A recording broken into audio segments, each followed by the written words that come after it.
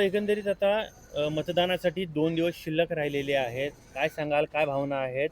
आणि एकंदरीत तुमचं सर्वप्रथम नाव सांगा. माझं नाव दीपाली सागर कांचन. आज आम्ही 3 महिने झालं खूप प्रयत्न करतोय आणि आता निवडणुकीसाठी फक्त 2 दिवस बाकी राहिलेले आहेत.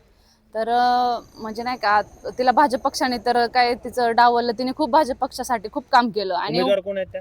आपल्या पूजाताई दीपक सनस तिने अच्छा. भाजप पक्षासाठी खूप काम केलेलं आहे. उरुळी कांचनमध्ये भाजप पक्ष हा कोणालाच माहिती नव्हता.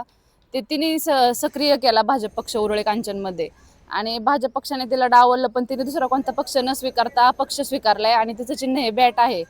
तर मी उरुळी कांचनमधल्या सगळ्या नागरिकांना एवढंच आवाहन करेन की तुम्ही सगळ्यांनी तिला आपल्या लेकीसारखं मानून तिला सहकार्य करा. आणि मी तिची बालपणापासूनची मैत्रीण आहे. मला तिच्यावर एवढा अभिमान आहे की तिने एकटी महिला असून, मुलगी असून, तिने तिच्या स्वतःच्या हिमतीवर एवढं सगळं नाही का, सगळं हे केलं, उभा केले. उभं बरं. केलंय सगळं.